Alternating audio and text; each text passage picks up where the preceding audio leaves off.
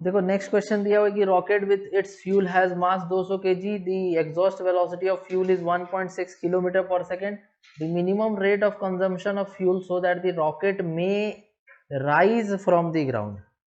जो minimum velocity होना चाहिए फ्यूल कंजम्पशन का वो कितना होना चाहिए ताकि रॉकेट कम से कम जस्ट राइज करने की स्थिति में आ जाए।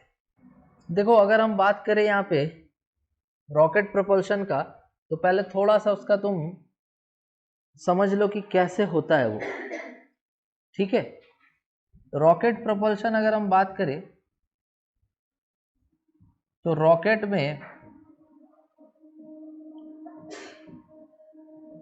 जो इस क्वेश्चन में काम आएगा तुमको वो इतना आएगा कि पहले तुमको समझना पड़ेगा कि ये रॉकेट राइज करेगा क्यों। सबसे पहली बात, इसका वेट किधर लगेगा, तो जैसे इसका वेट लग रहा है नीचे की तरफ mg, तो अगर हम इसको ओवरकम करेंगे तभी तो ऊपर उठेगा।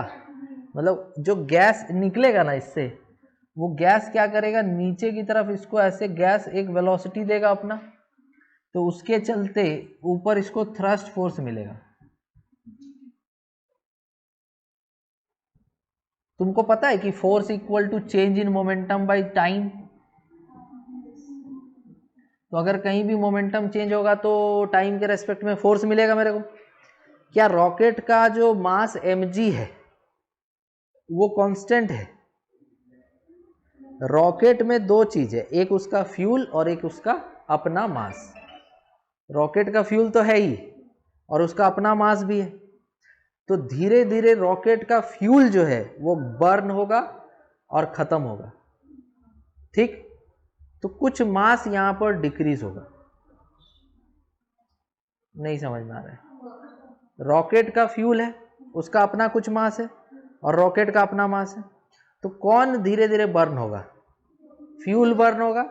तो वहां पर तुमको मिलेगा dm/dt। dm/dt का मतलब rate of change of mass with respect to time, और वो कॉज करेगा चेंज इन मोमेंटम, जिसके चलते हमको मिलेगा थ्रस्ट फोर्स। तो नेट फोर्स कितना होगा जो रॉकेट को फील होगा? नेट फोर्स हो जाएगा तुम्हारा थ्रस्ट फोर्स माइनस वेट। अगर ये थ्रस्ट कम है वेट से तो ऊपर जा पाएगा? दैट मीन्स कि ऊपर जाने का कंडीशन क्या होगा?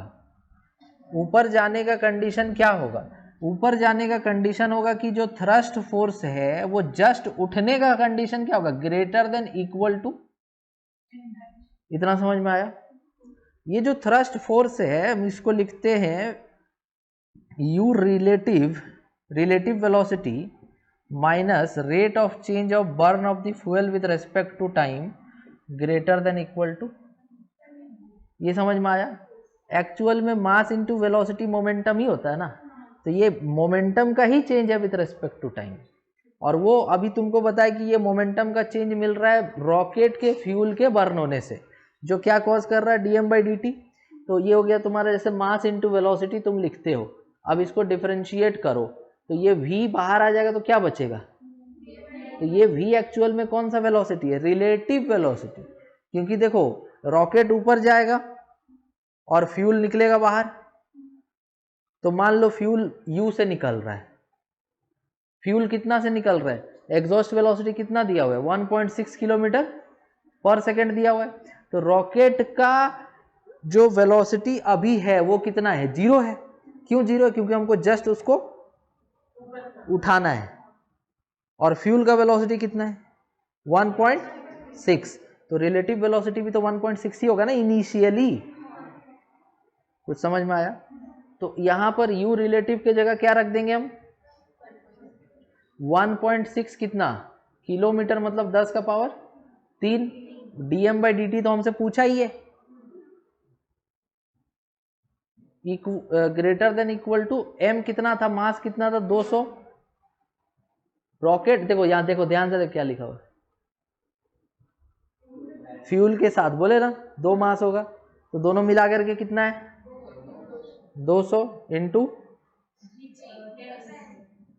अब यहां से dm/dt क्या आ जाएगा? Equal to greater than equal to 2000 divided by 1.6 into 10 का पावर 3, 3 जीरो कट गया, 2/1.6 कितना हो जाएगा, 20/16। 20/16 को क्या लिख सकते हैं, 5/4।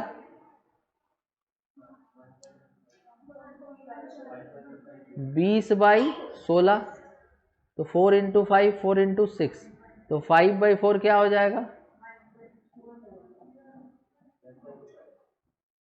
सेकेंड ऑप्शन आ रहा है, फर्स्ट ऑप्शन आ रहा है क्या, 1.25 kg/सेकेंड। तो कौन सा ऑप्शन आ जाएगा, 1 सेकेंड में 1.25 kg फ्यूल बर्न होगा। इतना मिनिमम बर्निंग चाहिए तभी रॉकेट वहां से उठेगा।